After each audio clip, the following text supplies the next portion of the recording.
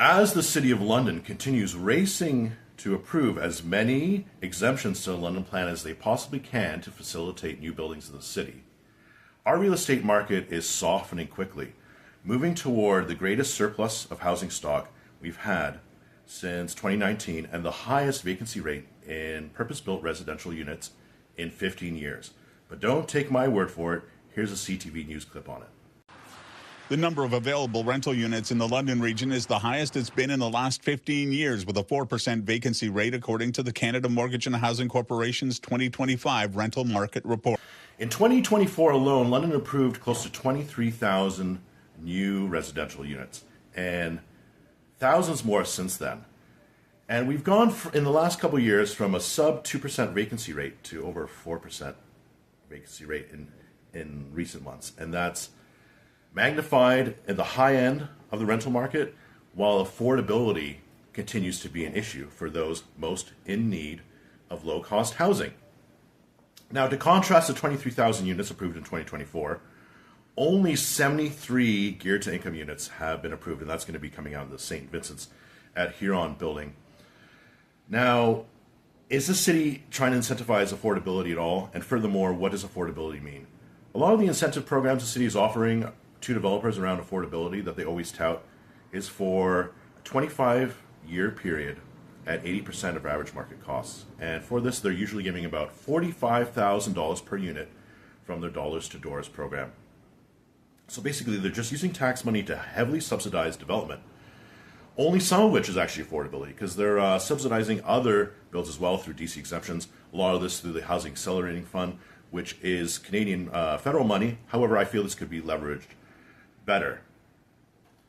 Now, these 80% affordable units that sound so good are often actually only 60 or 70% of the size of legacy units. So legacy one bedroom, for example, would be about 500, 600 square feet, whereas a lot of these Vision Soho affordable units are only going to be 300 to 400 square feet. So they're giving money to developers to build tiny little units for people. Could be offering more fee and charge waivers, as well as long-term tax exemptions, rather than shoveling cash at the problem.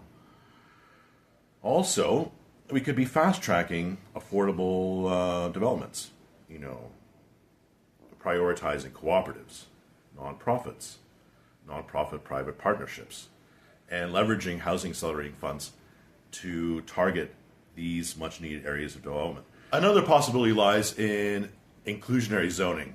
Now, inclusionary zoning basically means there's certain areas in the city where if you build a building, a certain percentage of the units have to be affordable. This is something Waterloo is specifically looking at doing again now, and the cities used to do for a long time. In 2022, the provincial bill, Build Homes Faster, limited the amount of affordable units that can be built under these frameworks, but it's still capped at 5%. So even if London put IZ into areas around transit, this 5% inclusion would be extremely helpful, especially when you consider they're approving tens of thousands of units, right? That's 5% of 10,000 is, of course, 500. So we'd already have thousands of more units ready to do. They also had this controversial office conversion program where they gave Shmuel Farhi, London's own real estate monopolist, close to $30,000 a unit to redevelop an empty commercial space on Richmond Ave into luxury apartments without any conditions for affordability.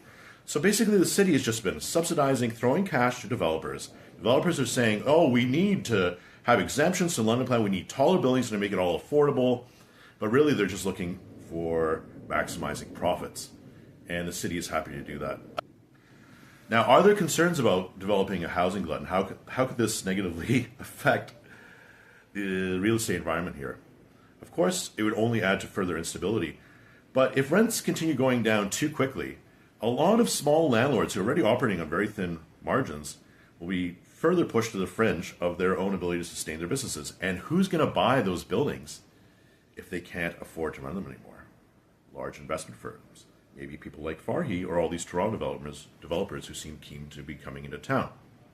It's time now for the London Plan to be shifted more toward affordability, and for us to stop giving money to the rich.